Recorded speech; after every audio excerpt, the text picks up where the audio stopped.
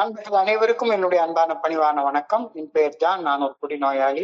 எல்லாம் வல்ல இறைவனோட அருளாலையும் தோழமையில இணைந்து செயல்படுவதால் நான் பெற்றுக்கொள்ளக்கூடிய அனுபவம் தம்பி நம்பிக்கையாலையும் இன்னைக்கு ஒரே ஒரு நாள் நான் குடிக்கல, தெளிவா மன நிறைவா அமைதியா வாழ என்னாலான எல்லா முயற்சிகளையும் செய்து கொண்டிருக்கின்றேன்.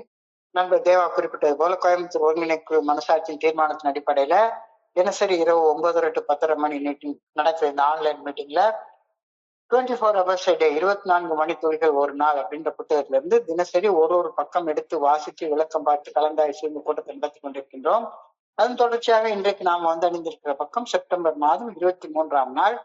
ஸோ முதல்ல இந்த செப்டம்பர் மாதம் 23ஆம் நாளுக்கான சிந்தனையை வாசித்து விட்டு அதற்கப்புறமாக அதற்கான விளக்கத்துக்கும் கலந்தாய்வுக்கும் கடந்து செல்வோம். ஸோ செப்டம்பர் 23 சிந்தனையை வாசிப்பதற்கு நண்பர் தேவா அவர்களை அன்போட பணியோடு அழைக்கிறேன். Over to you Deva. September 23. நன்றி நன்றி நன்றி. Thank you sir. தேங்க்யூ. 24 மணித்துளிகள் செப்டம்பர் 23. ஏஏ தோழமையின் இன்றைய சிந்தனை படி 12. இந்த பரிந்துரைகளை வாழ்க்கைக்காக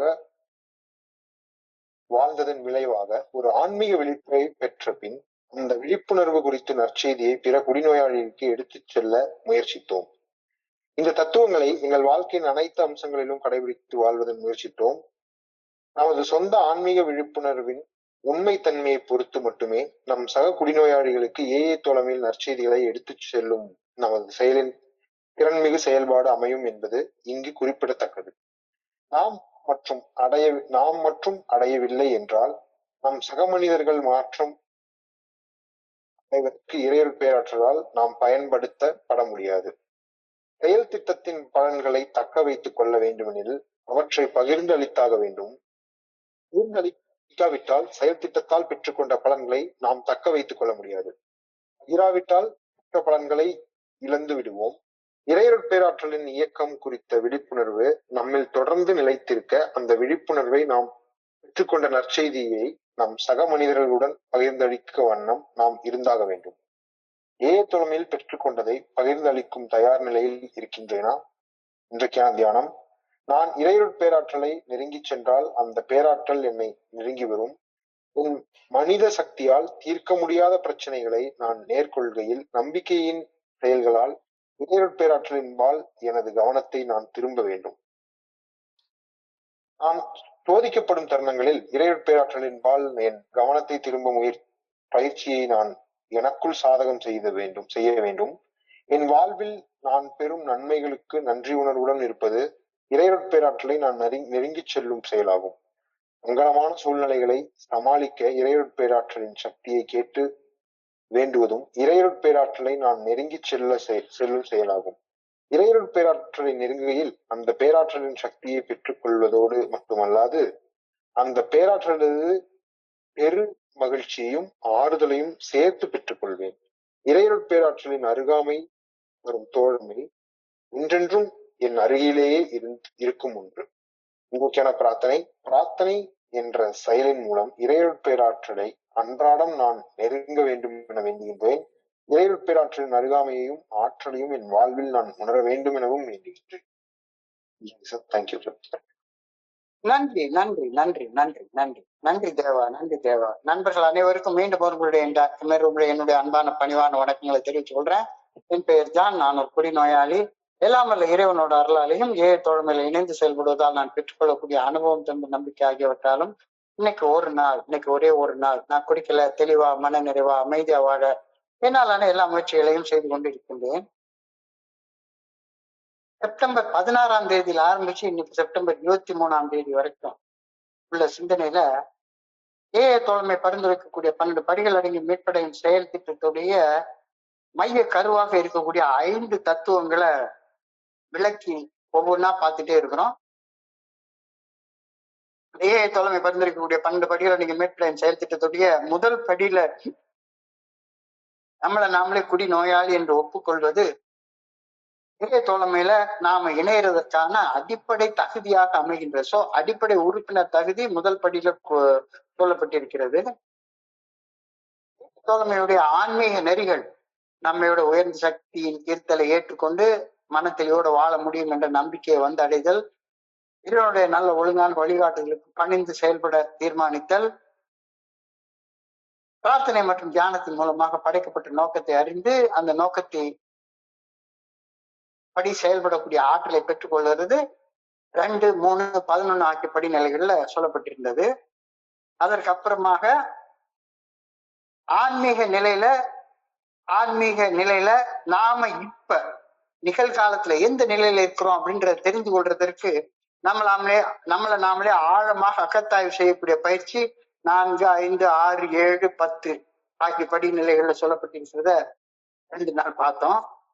அதற்கு அப்புறமாக எந்த நிலையில இருந்து கொண்டு இருக்கின்றோம்ன்றத தெரிஞ்சு நம்முடைய வாழ்க்கையை மறுசீரமைப்பு செய்வதை குறித்து நேற்று பார்த்தோம். ரெஸ்டிடியூஷன், வாழ்க்கை மறுசீரமைப்பு 8, 9 படிநிலைகள்ல பார்த்திருக்கிறோம். இப்ப கடைசியா 12வது படிநிலை, பாசிங் ஆன் த மெசேஜ், பணி செய்து கிடத்தல். இது 12வது படி. இன்னைக்கு 12வது படியை பற்றிய செய்தி கொடுக்கப்பட்டிருக்கிறது. இப்போ படி எண் 8, 9ல ரெஸ்டிடியூஷன், மறுசீரமைப்பு செய்து கொண்ட பின் நமக்கு கிடைத்த ஆன்மீக பலன்களை தக்க வைத்துக் கொண்டு பணி செய்து கிடக்க வேண்டும் என்ற ஆன்மீக தத்துவம் இந்த படி எண் 12ல பரிந்துரை செய்யப்பட்டுள்ளது.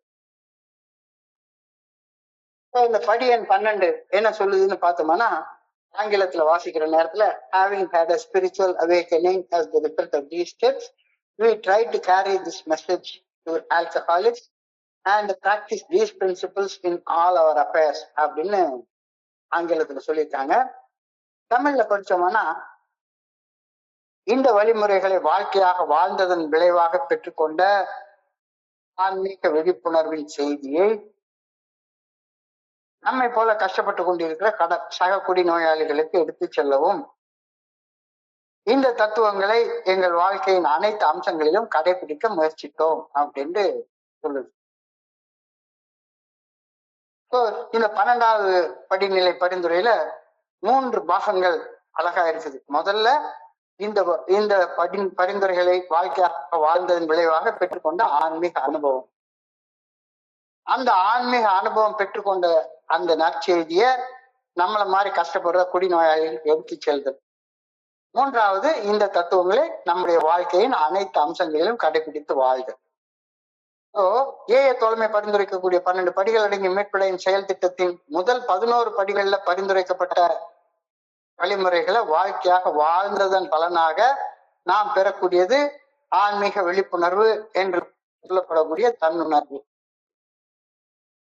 என்னுடைய உள்ளத்துக்குள்ளார, உள்ளத்தையும் தாண்டி மனசையும் தாண்டி ஆழமாக எனக்குள்ளார இறையற்பேராற்றல் அருவமாக உள்ளிருந்து என்னை இயக்குகின்றார் அப்படின்ற அந்த ஆன்மீக விழிப்புணர்வு நிலையை பெறுவது இந்த 12வது படியில ஒரு பெரிய விஷயம். இத ஆன்மீகத்துல ரொம்ப பெரிய உயர்ந்த நிலையாக சொல்றாங்க. முக்தி நிலை, மோட்ச நிலை, ஆன்மீக விழிப்புணர்வு நிலை, என்லைட்டன்மெண்ட், என்னென்னமோ வார்த்தைகள் எல்லாம் இதை சொல்றாங்க. இது எப்ப கிடைக்குது?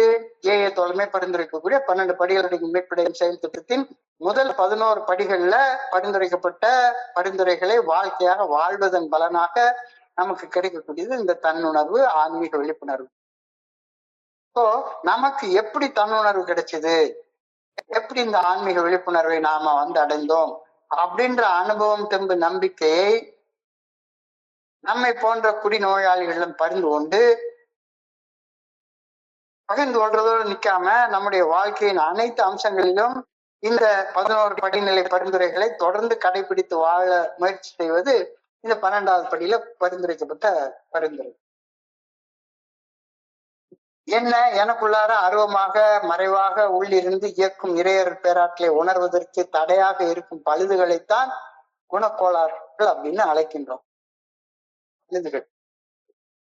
ஏன் என்னால எனக்குள்ளார இருக்கக்கூடிய இறைவனை உணர முடியாம இருக்குது? நான் என்னுடைய குணத்தை எல்லாம் கோளாறா மாத்தி வச்சிருக்கிறேன். பர்சனாலிட்டி டிசார்டர் அப்படின்னு சொல்றாங்க. பர்சனாலிட்டி டிசார்டர், ஆளுமை கோளாறுகள். இந்த ஆளுமை கோளாறுகளால தான் என்னால எனக்குள்ளார என்னை இயக்கக்கூடிய இறையர் பேராற்றல உணர்வது தடைப்பட்டுக்கிட்டே இருக்குது. எனக்குள்ளார அருவமாக மறைவாக உள்ளிருந்து என்னை இயக்கக்கூடிய இறைவனை உணர்வதற்கு தடையாக இருக்கக்கூடிய பழுதுகளைத்தான் குணக்கோளாறுகள் என்று அழைக்கின்றோம். அந்த பழுதுகளை நீக்கக்கூடிய செயலைத்தான் சர்வீஸ் என்று அழைக்கின்றோம் அப்படின்னு நான் புரிந்து கொள்றேன். இருந்தா சர்வீஸ்னா சர்வ் பண்றதுதான் சர்வீஸ் அப்படின்னு நினைச்சிட்டு இருந்தேன். என்னுடைய குருஜி அந்த ஆரம்ப காலகட்டங்கள்ல என்கிட்ட சொல்ற நேரத்துல ரொம்ப எளிமையாக ஒரு விஷயத்த சொல்லுவாரு. நீ பாருடா, உங்ககிட்ட ஒரு 2 வீலரோ 4 வீலரோ இருக்குது, ஸ்டார்ட் ஆனா ஸ்டார்ட் ஆக மாட்டேங்குது, அப்பப்ப ஒரு 50 அடி போனா டொக்கு நின்னுக்கிடுது, ஏகப்பட்ட பொல்யூஷன் பண்ணுது. அப்போ அந்த வண்டியில ஏதோ பழுது இருக்குன்னா அந்த வண்டி என்ன செய்யணும் அப்படின்னு சொல்லி கேட்டா, ஆமா சார் சர்வீஸ் போடணும், வண்டியை சர்வீஸ் போடணும். அதாவது வண்டியில இருக்கக்கூடிய பழுதுகளை நீக்கணும். சர்வீஸ் என்ற வார்த்தைக்கு பழுது நீக்கம் அப்படின்னு தான் நம்ம அர்த்தம் சொல்றோம். சர்வீஸ்னா அடுத்தவங்களுக்கு செய்யக்கூடிய உதவி இல்லை, எனக்குள்ளார இருக்கக்கூடிய பழுதுகளை நீக்கிக் கொள்வதற்கு சர்வீஸ் அப்படின்னு சொல்றோம். எக்கச்சக்கமா பயம் வருது, எக்கச்சக்கமா கோபம் வருது, வெறுப்பு வருது, மனக்கசப்பு வருது, ஆத்திரம் வருது, பொறாமை வருது, சந்தேகம் வருது, கடங்காத காம உணர்ச்சி, எப்ப பார்த்தாலும் சோம்பேறித்தனமாக இருக்கக்கூடிய சோம்பல், ஆணவம், கழிவிறக்கம், பேராசை, இதையெல்லாம் பழுதுகள் அப்படின்னு சொல்றோம். இந்த பழுதுகளை நீக்கக்கூடிய செயல் தான் முதல் 11 படிகள்ல நடக்குது. முதல் 11 படிகள்ல நமக்குள்ளார இருந்த பழுதுகளை நீக்கி கொண்டு, அதாவது நம்மை நாமே சர்வீஸ் பண்ணி கொண்டு, நம்மை நமக்குள்ளார மறைவாக இருந்து இறையர் பேராற்றலுக்கு இறையர் பேராற்றலை உணர்வதற்கு தடையாக இருந்த பழுதுகளை நீக்கி கொண்ட பழுது நீக்க அனுபவத்தை பகிர்வது தான் சேவை, சர்வீஸ் அப்படின்னு நாம இந்த 12வது படியில அறிய வருகின்றோம். கோளாறுகள் என்ற பழுதுகளால் மட்டுமே இறையர் பேராற்றலின் இயக்கத்தை நமக்குள்ளார உணரக்கூடிய தன்னுணர்வு, ஆன்மீக விழிப்புணர்வு இல்லாம தன்னலத்தோடையும் தன்முனைப்போடையும் நாம வாழ்ந்து கொண்டிருந்தோம் அப்படின்றது தெளிவாக தெளிவாக தெளிவாக தெளிவாக தெரிகின்றது. குணக்கோளாறுகள் என்ற பழுதுகளால் மட்டுமே இறையர் பேராற்றலின் இயக்கத்தை, இந்த பிரபஞ்சத்தை இயக்கக்கூடிய பேராற்றலின் இயக்கத்தை நமக்குள்ளார உணரும் தன்னுணர்வு, ஆன்மீக விழிப்புணர்வு இல்லாமல் வாழ்ந்து கொண்டிருந்தோம். பழுது நீக்கம் என்பது ஒரு மனிதன் தனக்குத்தானே செய்து கொள்ளக்கூடிய சேவை என்று உணர வருகையில், நம்முடைய பழுதுகளை நீக்கிக் கொள்ளாமல் நம்முடைய சக மனிதர்களுக்கு திறம்பட பணி செய்ய நம்மால் முடியாது அப்படின்றது தெளிவாக தெரியுதா இல்லையா? எனக்கு நிறைய 1008 ஆளுமை கோளாறு, குணக்கோளாறு இருக்குது. இந்த கோளாறை வச்சுக்கிட்டு நான் யாருக்கு போய் கோளாறை நீக்கிறதுக்கு என்னால சேவை செய்ய முடியும்?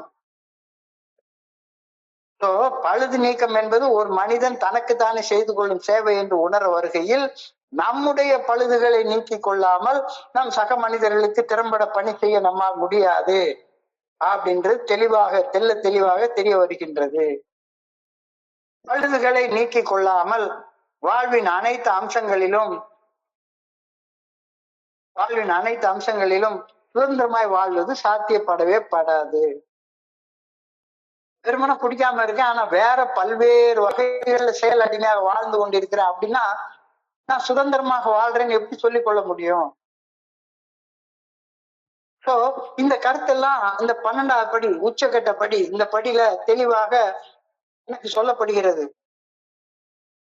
தோழமை பரிந்துரைக்கக்கூடிய 12 படிகள் அடங்கிய மீட்படையும் செயல் திட்டத்தின் உச்சகட்ட படியாகிய இந்த 12வது படியில் பிறருடன் இணைந்து பணி செய்ய பரிந்துரைக்கப்பட்டுள்ளது. ஒர்க்கிங் வித் அதர்ஸ், இணைந்து பணி செய்ய இந்த பரிந்துரை சொல்கின்றது.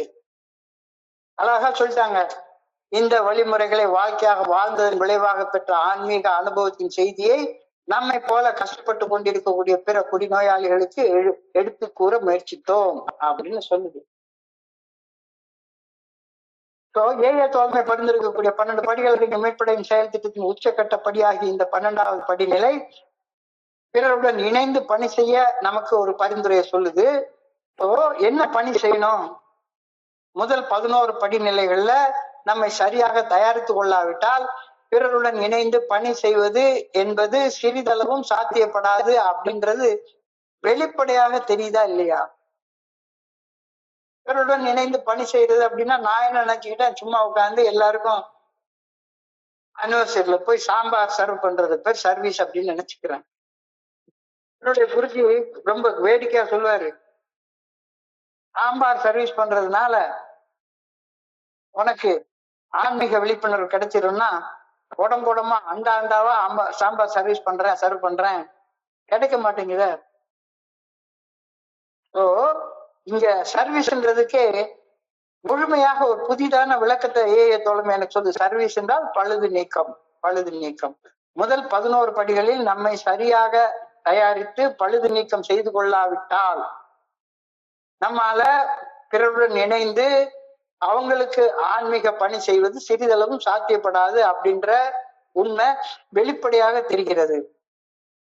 பழுதுகளை நீக்கி பழுதுகளின் விளைவாக குடிநோயிலிருந்து மீட்படைந்த அனுபவம் மட்டுமே நம்மை நம் சக குடிநோயாளிகளுடன் இணைக்கும் இணைப்பு பாலமாகும், இணைப்பு சக்தியாகும். இந்த ஒற்றுமை இல்லாவிட்டால், இந்த ஒற்றுமை அதாவது நானும் தோழமை பரிந்துரைக்கக்கூடிய 12 படிகள் அடங்கிய மீட்புகளின் செயல் திட்டத்தை வாழ்க்கையாக வாழ்ந்திருக்கிறேன். நான் பணி செய்ய விரும்பக்கூடிய அந்த மனிதரும் 12 படிகள் அடங்கிய மீட்புகளின் செயல் திட்டத்தை வாழ்க்கையாக வாழ தயாராக இருக்கிறார்.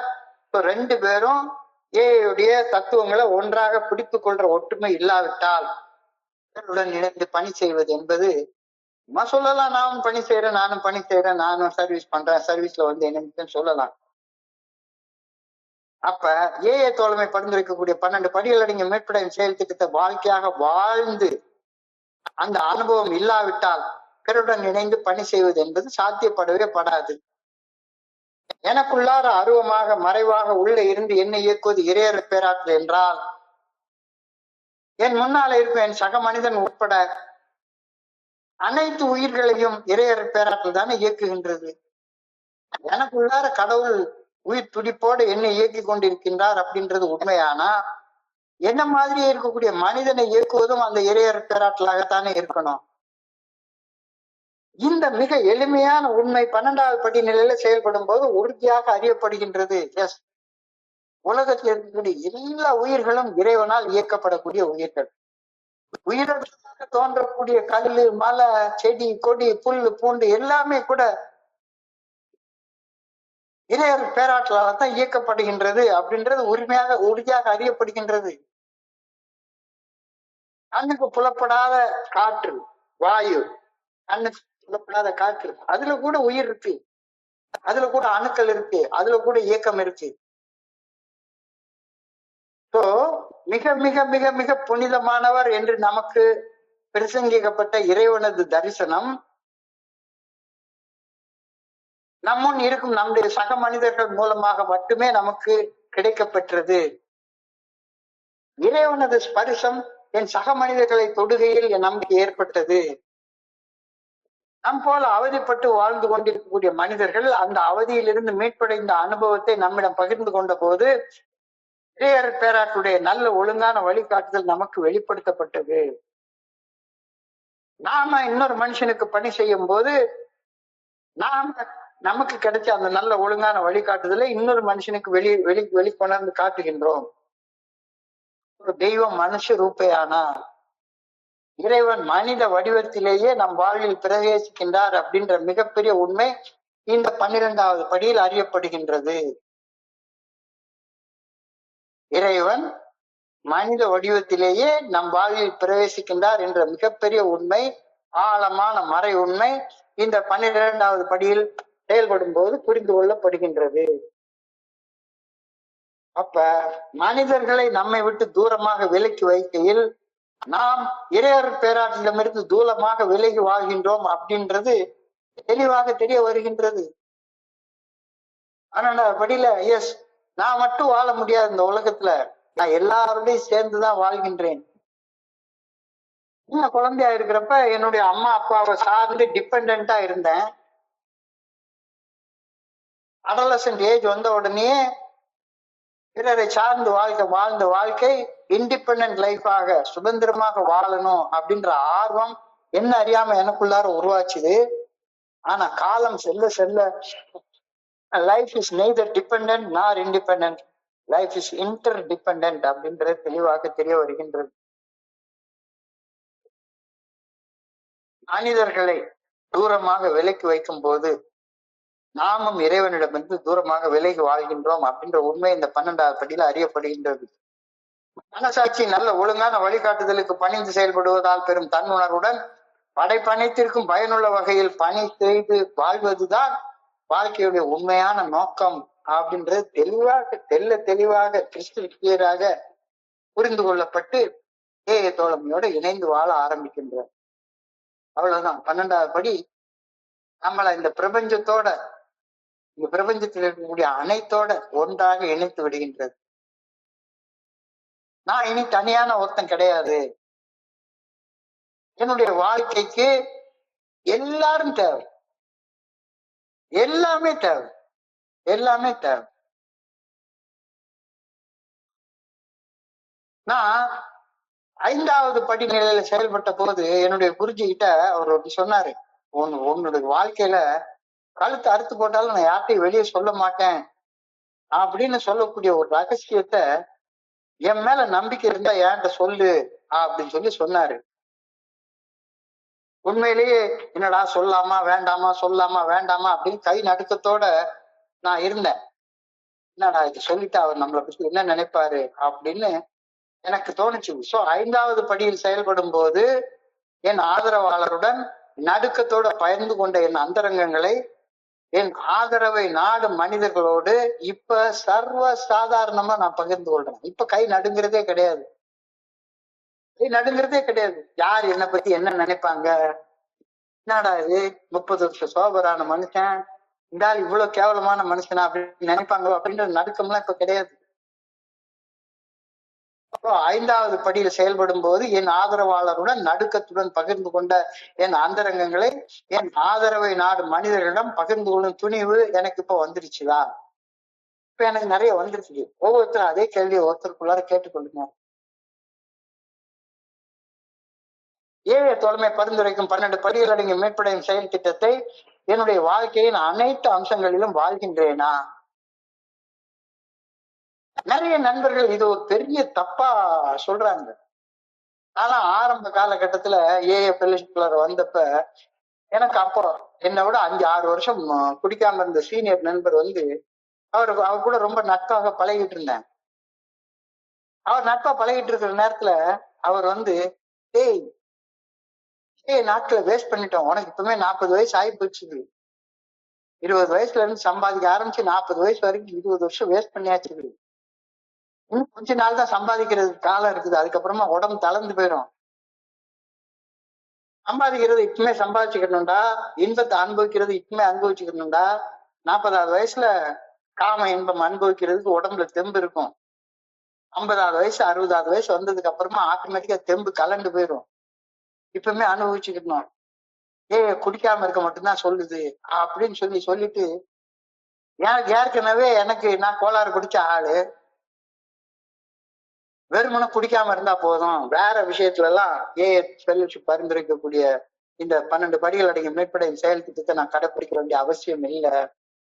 அதுவும் குறிப்பாக பாலியல் சம்பந்தப்பட்ட விஷயங்கள்ல நான் 12 படிகள் அடங்கிய மீட்படையும் செயல் திட்டத்தை கடைபிடிக்க வேண்டிய அவசியமே இல்லை அப்படின்னு நான் நினைச்சுக்கிட்டு இருந்தேன். என்னுடைய குருஜிக்கு இப்ப நான் காலில் விழுந்து நன்றி சொல்றேன். என்னன்னா அவர் சொல்லலைன்னா, அவர் சொன்னாரு, முதல் செயல் அடிமைத்தனமே இந்த பாலியல் சம்பந்தப்பட்ட செயல் அடிமைத்தனமா தான் வரும் எல்லாருக்கும்.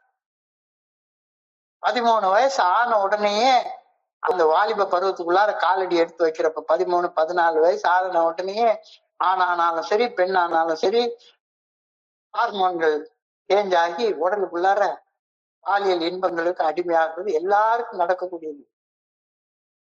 அதுக்கு அப்புறம்தான் பிற செயல் அடிமைத்தனங்கள்லாம் வருது. நீ பாலியல்ல எல்லாம் அடிமையா இருந்துக்கலாம் அப்படின்னு சொல்லவே இல்லை. வாழ்க்கையின் எல்லா அம்சங்களிலும் செயல் அடிமையாக வாழாமல் சுதந்திரமாக வாழ்வதற்கு நாம பயிற்சி செய்தோம் அப்படின்னா தோழமை பரிந்துரைக்கக்கூடிய 12 படிகள் அடங்கிய மீட்படையும் செயல் திட்டத்தை என் வாழ்க்கையின் அனைத்து அம்சங்களிலும் கடைபிடிக்கின்றேன். என்னுடைய குருஜிதான் சொன்னார், தவறான பாலியல் ரீதியான செயல்கள் செய்து இருக்கேன்னா ஒண்ணும் பெரிய தப்பு கிடையாது. அதை விட மோசமான செயல் அடுத்தவனை கொலை பண்றது, அடுத்தவங்க சொத்தை திருடுறது, இதையெல்லாம் குடிக்கிறத விட மோசமான செயல்கள் தானே. பேராசைப்படுறது, பொறாமப்படுறது, அடுத்தவனுடைய பேருக்கு களங்கம் ஏற்படுத்தி கேரக்டர் அசாசினேஷன் பண்றது, இதெல்லாம் குடிக்கிறத விட மோசமான செயல்கள். இதையெல்லாம் செஞ்சுக்கோ, பரவாயில்ல, குடிக்காம இருந்தா போதும்னு எவன்டா உனக்கு சொன்னது அப்படின்னு சொல்லி என்னுடைய குருஜி கேட்டாரு. அந்த கேள்வி இன்னைக்கு நான் எல்லாரையும் கேட்கிறேன். தோழமை பரிந்துரைக்கும் 12 படிகள் அடங்கிய மீட்படையும் செயல் திட்டத்தை என் வாழ்க்கையின் அனைத்து அம்சங்களிலும் கடைபிடித்து சுதந்திர மனிதனாக வாழ்கின்றேனா? என்னுடைய வாழ்க்கையில மேம்படுத்தப்பட வேண்டிய அம்சங்கள் இன்னும் என்னென்ன உள்ளன?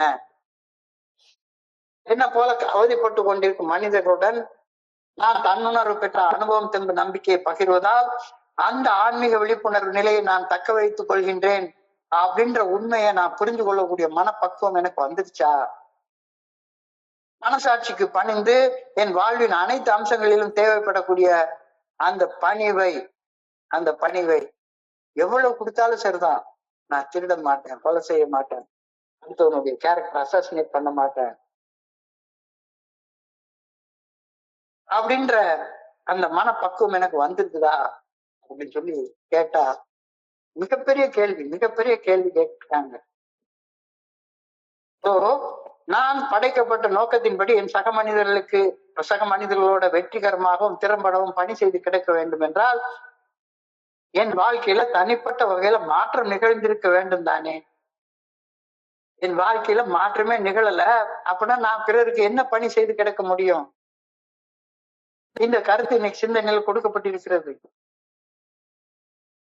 நானே என் அனுபவத்தில் அனுபவித்து உணராத ஒன்றை என்னால் என் சக மனிதர்களுக்கு பகிர்ந்து கொடுக்க முடியுமா? என்கிட்ட இல்லாத ஒன்ன நான் இன்னொருத்தருக்கு கொடுக்க முடியுமா? என்கிட்ட ஆன்மீக அனுபவமே இல்லை. இன்னமும் கோபத்தை கட்டுப்படுத்தல, பயத்தை கட்டுப்படுத்தல, காமத்தை கட்டுப்படுத்தல. நான் போய் இன்னொரு மனுஷங்கிட்ட போய் அதெல்லாம் சொல்லி கொடுக்க முடியுமா? வெறுமன சொற்பொழிவு ஆற்றுவதிலோ, பிரசங்கம் செய்வதிலோ, அறிவுரை ஆலோசனை வழங்குவதிலோ இல்லாம தனிப்பட்ட மாற்றங்களை உண்மையாக வாழ்ந்து காட்டுவதாலேயே என் வாழ்க்கையில, என் சக மனிதர்கள் வாழ்க்கையில நேர்மறை தாக்கங்களை ஏற்படுத்த முடியும் அப்படின்னு நான் நம்புறேன்னா, பிக் புக்கை படிச்சு காட்டி பயிற்சி பற்ற பேசாம எடுத்துட்டு இருந்துட்டு பயிற்சி பற்ற முடிஞ்சதுக்கு அப்புறமா வந்து இங்க நான் மறுபடியும் உட்கார்ந்து ரியல் எஸ்டேட்ல எவன் ஆட்டையை போட்டுறா மாசத்துல 10 லட்ச ரூபாய் சம்பாதிக்க முடியும் அப்படின்னு நான் காட்டிக்கிட்டு உட்கார்ந்து இருக்கிறேன்னா, இல்ல படிக்கிற ராமாயணம் இடிக்கிற பெருமாள் கோயில்ன்ற கதையாக ராமரை போற வாழணும்னு பெரிய பிரசங்கம் பண்ணிவிட்டு இந்த பக்கம் வந்து பக்கத்து வீட்டுக்காரன் பொண்டாட்டி கையை காட்டிட்டு உட்கார்ந்து இருக்கிறேன்னா, I have to note that the basis of my effectiveness to others is the reality of my own spiritual awakening. சக மனிதர்களுக்கு பணி செய்து கிடப்பதில் காணும் செயல்திறனுக்கு எது அடிப்படை? என்னுடைய உண்மையான அனுபவபூர்வமான ஆன்மீக விழிப்புணர்வின் யதார்த்த நிலைதான் அது. எனக்கு ஆன்மீகம்னா என்னன்னே தெரியாது, நான் வாழ்க்கையே வாழல, ஆனா பிரசங்கம் மட்டும் சூப்பரா பண்ணிட்டு உட்கார்ந்து இருந்தேன்னா என்ன அர்த்தம்? சொற்களை விட உண்மைத்தன்மையே மேலானது. வெறும் அறிவுரைகள், ஆலோசனைகள், ஒத்திகை பார்க்கப்பட்ட பேச்சுக்கள் பிரயோஜனமே கிடையாது. வாழ்க்கை அனுபவம் தெம்பு நம்பிக்கையை பகிரும்போது மட்டும்தான் நான் பணி செய்து கிடக்கிறது சாத்தியப்படவே ஆரம்பிக்குது.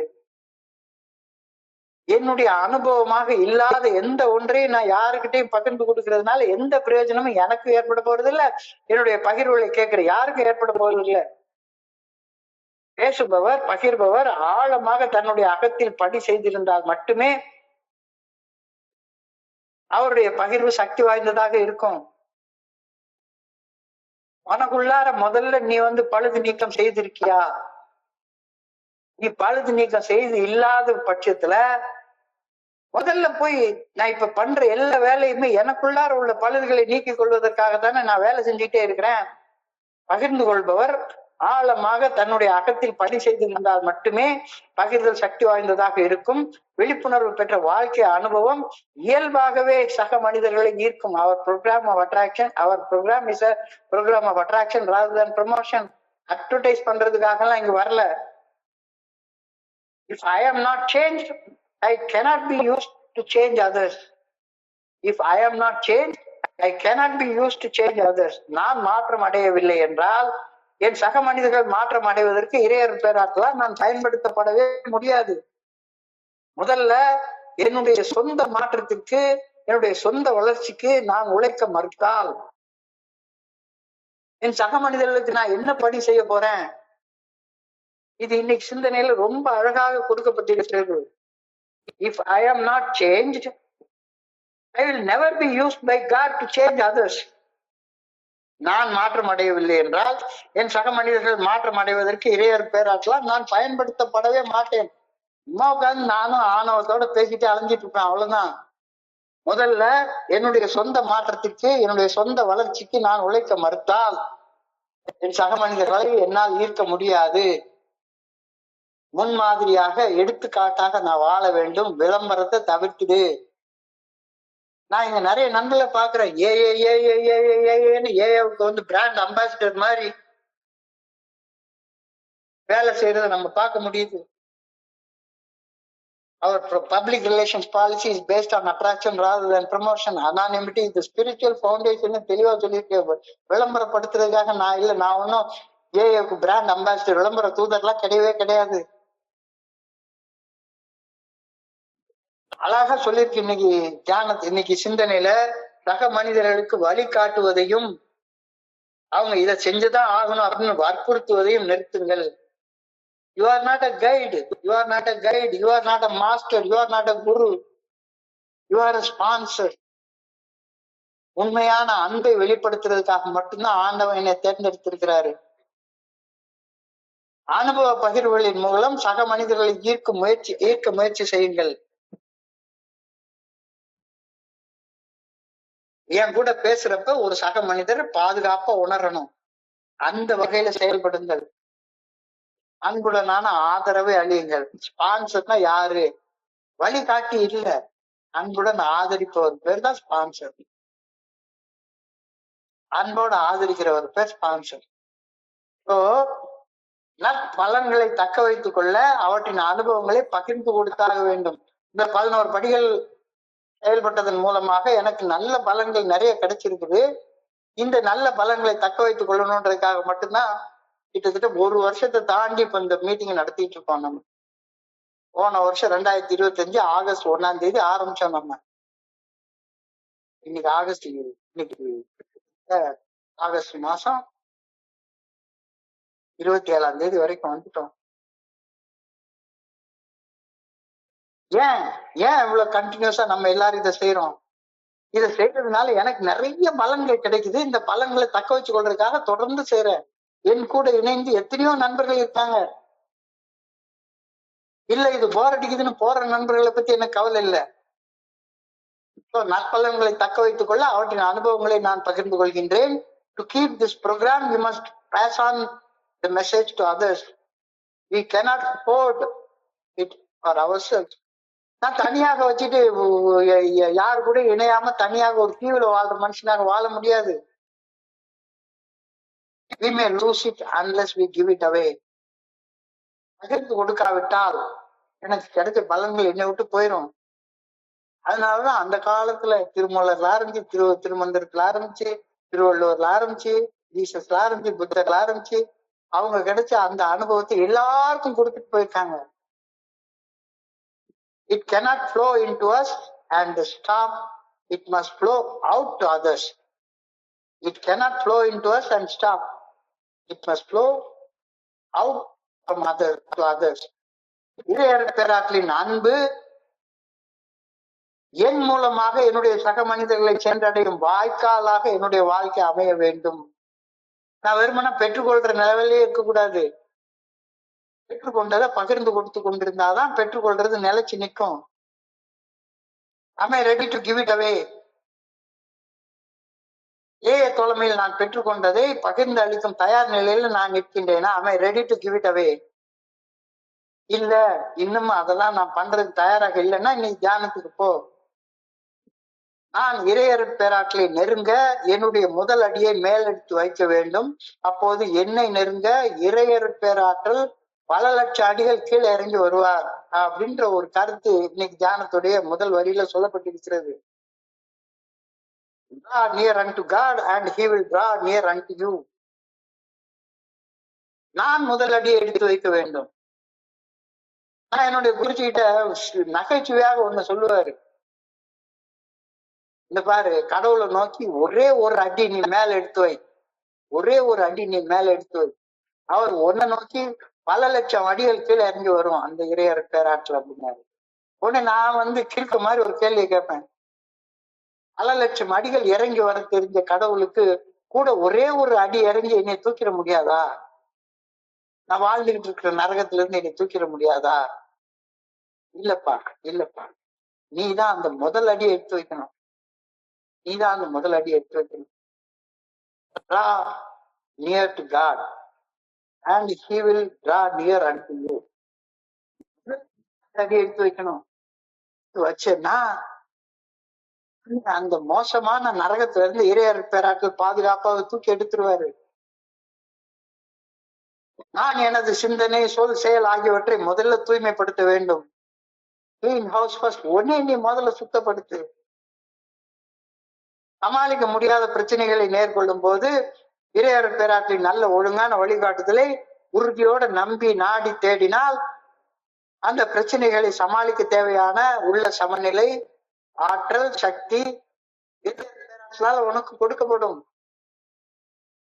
நிறைய பிரச்சனைகள் இப்பவும் இருக்கு வாழ்க்கையில நிறைய பிரச்சனைகள் இருக்கு. சமாளிக்க முடியாத பிரச்சனைகளை மேற்கொள்ளும் போது இறையர் பேராற்றின் நல்ல ஒழுங்கான வழிகாட்டுதலை உறுதியான நம்பிக்கையோட நாடி தேடினால் அந்த பிரச்சனைகளை சமாளிக்க தேவையான உள்ள சமநிலை, ஆற்றல் எல்லாமே கடவுளால இருந்து எனக்கு கிடைக்கப்படும்.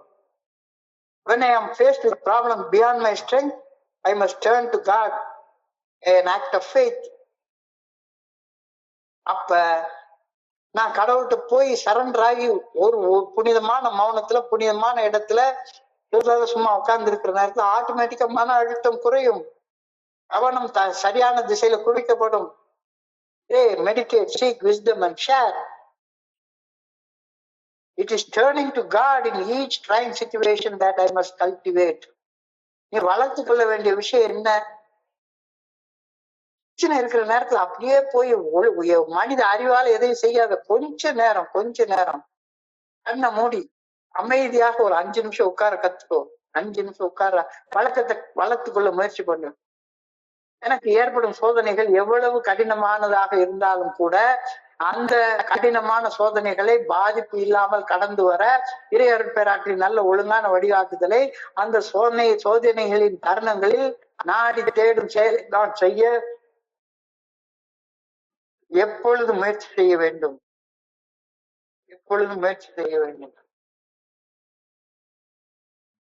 எந்த வகையிலையும் உன்னுடைய கடினமான சூழ்நிலைகள்ல இருந்து நீ கடந்து வர முடியாது. புனிதமான மௌனத்துல, புனிதமான இடத்துல வாயை மூடிட்டு கொஞ்ச நேரம் ஒரு 5 நிமிஷம் 10 நிமிஷம் உட்காரு. ஆண்டவா, எனக்கு அந்த ஆற்றலை கொடுத்ததுக்காக நன்றி அப்படின்னு நன்றி உணர்வை வளர்த்து கொள்வது இறைவனை நீ நெருங்குவதற்கு செய்யக்கூடிய ஒரு முயற்சி. பிரார்த்தனை செய்வது ஒரு முயற்சினா அந்த பிரார்த்தனையில என்ன? தியானத்தின் மூலமாக உன்னுடைய கடினமான சூழ்நிலைகளை கையாள்வதற்கான ஆற்றலை, பக்குவத்தை பெற்றுக்கொள்ற. அதுக்கு நன்றி உணர்வை வளர்ப்பது இறையர் பேராற்றலை நெருங்குவதற்கு நீ செய்யக்கூடிய முயற்சி. நன்றி சொல்வது ரெண்டுமே ஒண்ணுதான். ஆனா அந்தந்த தருணங்களுக்கு தக்கமாறு 2ல் ஒன்றை நான் தேர்வு செய்து செய்ய வேண்டும். சில நேரங்கள்ல ஆண்டவா என்னால முடியல, டாக்டர்கிட்ட போனா எனக்கு இவ்வளவு பெரிய வியாதி இருக்குன்னு சொல்றாரு, எனக்கு ஏதாவது ஒரு பெரிய டெர்மினல் இல்னஸ் வந்துருமோன்ற பயமா இருக்கு, ஆண்டவா என்னைய பாத்துக்கோ, உன் பாதத்துல கொடுத்துடுறேன். உடனே ஒரு ஆற்றல் கிடைக்குது. அந்த ஆற்றலுக்காக கிடைச்சதுக்காக நன்றி சொல்லு. Turning may be a glad thankfulness for God's grace in my life or my appeal for clearing those problems with His strength. இறையர் பேராற்றலை நெருங்குவது சோதனை நேரங்களில் சோதனைகளை கடக்கும் ஆற்றலை அளிப்பதோடு மட்டுமல்லாமல் ஆறுதலையும் ஆனந்தத்தையும் அபரிமிதமாக அளிக்கின்றது அப்படின்ற கருத்து இந்த இடத்துல சொல்லப்படுகிறது. Not only the power to face the trials, but also the comfort and the joy of God's nearness and companionship are mine for my asking. இறையர் பேராற்றலை நெருங்குவது 2 விஷயத்துக்கு நல்லது. சோதனை நேரங்கள்ல தப்பு செய்யாம இருக்கிறதுக்கான ஆற்றலை பெற்றுக்கொள்வதோடு இல்லாமல் அந்த நேரத்துல ஒரு கம்ஃபர்ட், ஆறுதலான ஒரு ஃபீலிங், ஆனந்தமான ஒரு ஃபீலிங், மன நிறைவான ஃபீலிங், இதெல்லாம் கிடைக்குது. Not only the power to face the troubles, trials, but also the comfort and joy of God's nearness and companionship are mine for the asking. கேட்டா கிடைக்கும், கேட்கலன்னா கிடைக்காது. அதை கேட்கறது பிரேயருக்கு போ. I pray that I may try to draw near to God each day in prayer. பிரார்த்தனை என்ற செயலின் மூலமாக இறையர் பேராற்றிலே அன்றாடம் நான் நெருங்க வேண்டும் என ஆண்டவா உண்மை பணியோடு வேண்டிக் கொள்கின்றேன் அப்படின்ற பிரேயர் இன்னைக்கு சொல்லப்பட்டிருக்கிறது. I pray that I may feel his nearness and his strength in my life. இறையர் பேராற்றின் அருகாமையையும் ஆற்றலையும் என் வாழ்க்கையில நான் உணர வேண்டும் என வேண்டிக் கொள்கின்றேன். ரொம்ப ஒரு அழகான ஆழமான பிரேயரோட இன்னைக்கு சிந்தனை முடிவடைகிறது. நல்லா பார்த்தோம்னா ஏழை தோழமை பரிந்துரைக்கக்கூடிய 12 படிகள் அடங்கிய மீட்புட செயல் திட்டத்துல 5 தத்துவங்கள் இன்னைக்கு 5வது கூறப்பட்ட தத்துவத்தை பத்தி ஆழமாக சொல்லியிருக்கிறது. அந்த 5 தத்துவங்கள் என்னன்னா, ஃபர்ஸ்ட் படி மெம்பர்ஷிப் ரிக்வயர்மெண்ட். நான் என்ன ஒரு குடிநோயாளி அப்படின்னு ஒத்துக்கொள்ளலைன்னா ஏக்குள்ளார அடி எடுத்தே வைக்க முடியாது. இப்போ முதல் படியில உறுப்பினர் தகுதி கொடுக்கப்பட்டிருக்கிறது. 2, 3, 11 படிகள்ல ஏடைய ஆன்மீக நெறிகள் வகுத்து கூறப்பட்டிருக்கின்றன. நம்பிக்கையை வந்து அடைவது, சரண்டர் பண்றது, பிரார்த்தனை மற்றும் தியானத்தின் மூலமாக இறைவர் பேராட்டுடைய உள்ளார்ந்த தொடர்பை உணர்ந்து கொள்வது, படைக்கப்பட்ட நோக்கத்தை அறிந்து கொள்வது, அந்த நோக்கத்தின்படி வாழ்வதற்கான ஆற்றலை பெற்றுக் கொள்வது, இது ஆன்மீக நெறிகள். இந்த ஆன்மீக நெறிகளை பின்பற்றி வாழ்றதுல நான் எந்த நிலையில இருக்கேன் அப்படின்றத தெரிஞ்சு கொள்வதற்கு அகத்தாய்வு செய்வது அப்படின்ற 3வது தத்துவம் 4, 5, 6, 7 மற்றும் 10 படிநிலைகள்ல பரிந்துரைக்கப்பட்டிருக்கிறது. ஏழை தோழமை பரிந்துரைக்கக்கூடிய அந்த ஆன்மீக நெறிகள்ல நான் எந்த நிலையில இருக்கேன்றதை தெரிஞ்சு கொண்டதுக்கு அப்புறமாக என் வாழ்க்கையில என்னென்ன மறுசீரமைப்பு செய்து கொள்ளணும், என்னென்ன ரெஸ்டிடியூஷன் செய்து கொள்ளணும் அப்படின்ற பரிந்துரைகள் 8, 9 படிநிலைகள்ல கொடுக்கப்பட்டிருக்கிறது. 8, 9 படிநிலைகள்ல கொடுக்கப்பட்டதுக்கு அப்புறமாக படி 8, 9ல ரெஸ்டிடியூஷன் மறுசீரமைப்பு செய்து கொண்ட பின் எனக்கு கிடைத்த அந்த ஆன்மீக பலன்களை தக்க வைத்துக் கொள்ள பணி செய்து கிடக்க வேண்டும். பணி செய்து கிடக்க வேண்டிய அந்த வேலை 12வது படியில கொடுக்கப்பட்டிருக்கிறது. We had a spiritual awakening as a result of these steps. We try to carry this message to the alcoholic and to practice these principles in all our affairs of life அப்படின்னு சொல்லியிருக்கிறது. 2வது படி பரிந்துரை. இந்த வழிமுறைகளை வாழ்க்கையாக வாழ்ந்ததன் பலனாக நான் பெற்றுக்கொண்ட ஆன்மீக விழிப்புணர்வின் செய்தியை பிற குடிநோயாளிகளுக்கு எடுத்துச் செல்லவும் இந்த தத்துவங்களை எங்கள் வாழ்க்கையின் அனைத்து அம்சங்களிலும் கடைபிடிக்க முயற்சித்தோம் அப்படின்னு சொல்லியிருக்கேன். இந்த 12வது படிமுறைய கரெக்டா என்னுடைய குருஜியில 3 பங்காக பிரிச்சு சொல்லுவாரு. First of all, having had a spiritual awakening. முதல் 11 படிகளை பின்பற்றியதன் பலனாக ஒரு ஆன்மீக விழிப்புணர்வு, ஒரு தன்னுணர்வு நிலையை பெற்றுக்கொள்வது, தன்னுணர்வை பெற்றுக்கொண்ட அனுபவம் தம்பு நம்பிக்கையை என்ன மாதிரி கஷ்டப்படுற குடிநோயாளிகள்கிட்ட பகிர்ந்து கொள்றது, வாழ்க்கையில வெறுமன குடியில இருந்து மட்டுமல்ல எல்லா செயல் அடிமைத்தனங்கள்ல இருந்தும் சுதந்திரமாக வாழ்வது, வாழ்க்கையின் அனைத்து அம்சங்களிலும் தோழமையின் தத்துவங்களை கடைபிடித்து வாழ்வது. அழகாக சொல்றாரு, எனக்குள்ளார உள்ள பழுதுகளை நீக்கி கொள்ளாமல் நான் பணி செய்து கிடக்க முடியாது. I have to note that the basis of my effectiveness in carrying the message to others is the reality of my own spiritual awakening. நானே அனுபவித்து உணராத அந்த அனுபவத்தை என் சக மனிதர்களோட நான் எப்படி பகிர்ந்து கொள்வேன்? நானே என் பழுதுகளை நீக்கி கொள்ளவே இல்லை. இன்னமும் உட்காந்து கெட்ட வார்த்தை பேசிட்டு அலைஞ்சிட்டு இருக்கேன். இன்னமும் உட்காந்து தப்பா செயல் பண்ணி சம்பாதிச்சுட்டு உட்கார்ந்துருக்கிறேன். இன்னமும் காம ரீதியாக கட்டுப்படுத்த முடியல. இன்னும் டீ கடையில உட்காந்து புறம் பேசிட்டே உட்கார்ந்துட்டு இருக்கேன். இன்னமும் சந்தேகத்துல வேவு பார்த்துட்டே இருக்கேன். இன்னமும் என்னால சோம்பேறித்தனமா படுத்து தூங்கிட்டே இருக்கிறேன். அப்படின்னா நீ என்ன பணி செய்து கிடக்க போற? நானே அனுபவித்து உணராத ஒன்றை என் சக மனிதர்களுக்கு பகிர்ந்து கொள்ள முடியவே முடியாது.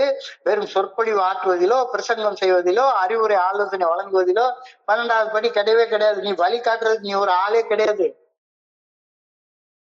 I have to note that the basis of my effectiveness in carrying the message to others is the reality of my own spiritual awakening. சொற்களை விட உண்மைத்தனம் மிகவும் முக்கியமானது. வெறும் அறிவுரைகள், ஆலோசனைகள், ஒத்திகை பார்க்கப்பட்ட பேச்சுக்கள் சுத்தமா பிரயோஜனமே கிடையாது. வாழ்க்கை அனுபவம் தெம்பு நம்பிக்கை தான் பணி செய்து கிடக்கிறதுல ரொம்ப முக்கியமானது.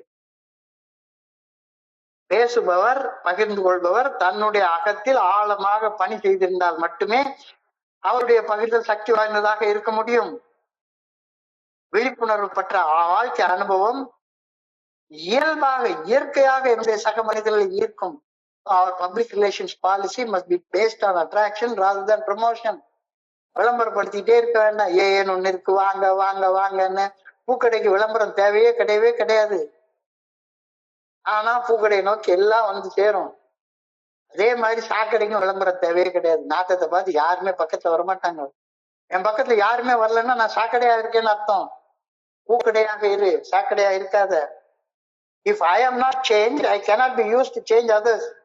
நான் மாற்றம் அடையவில்லை என்றால் என் சக மனிதர்கள் மாற்றம் அடைவதற்கு இறையர் பேராற்றால் நான் உபயோகப்படுத்தப்படவே மாட்டேன்.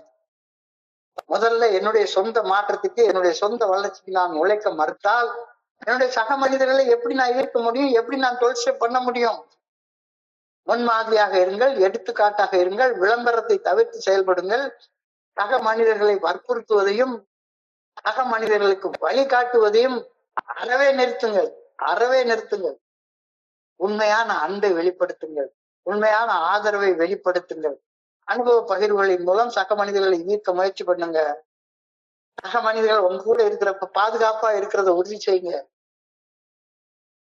அறிவுரை சொல்றதை விட்டுட்டு, ஆலோசனை சொல்றதை விட்டுட்டு, வழிகாட்டுறதை விட்டுட்டு அன்புடனான ஆதரவை அழியுங்கள்.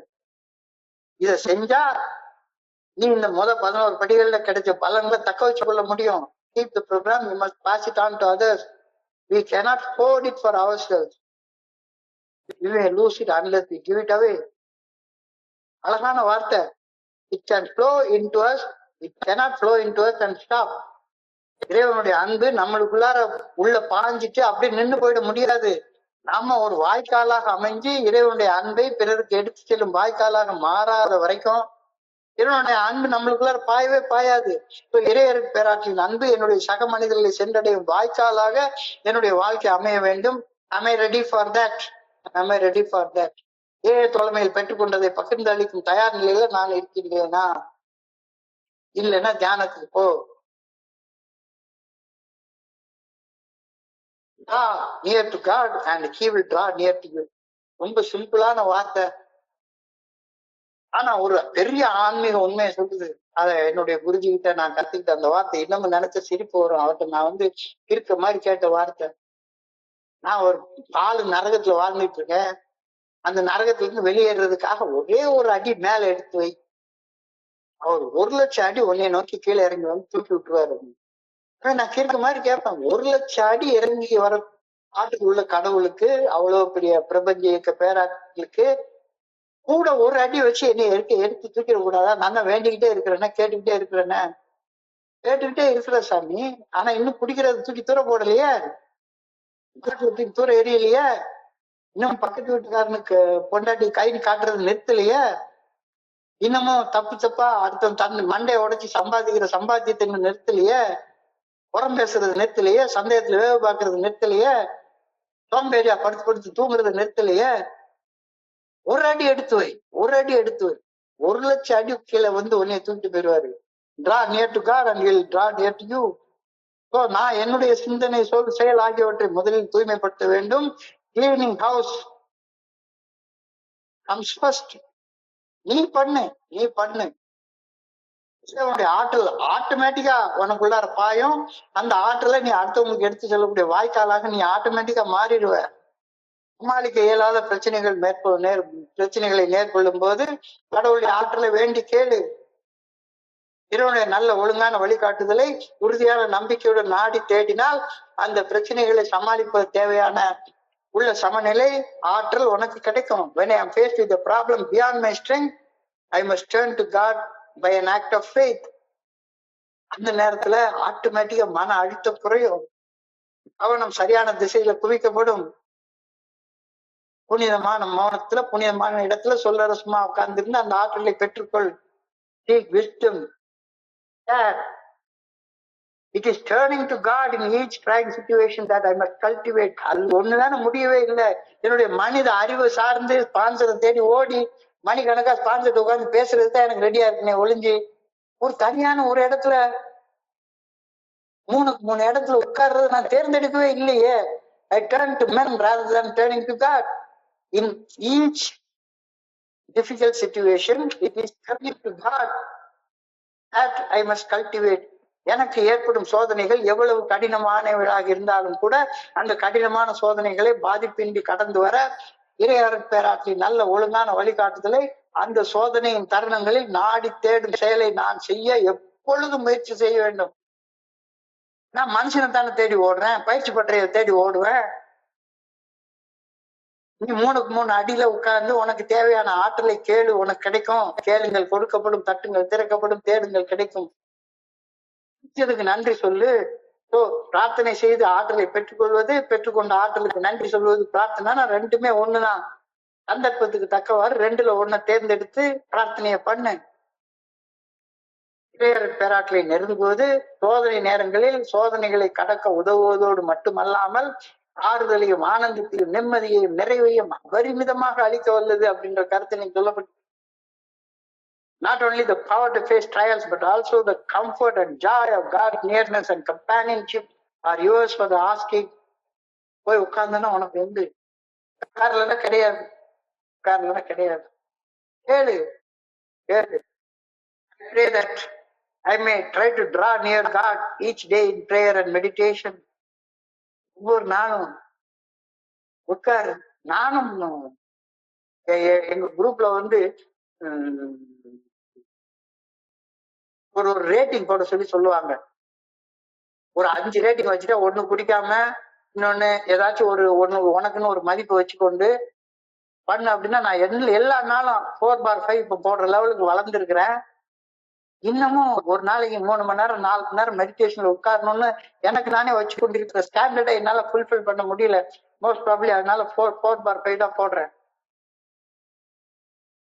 I pray that I may feel his nearness and his strength in my life.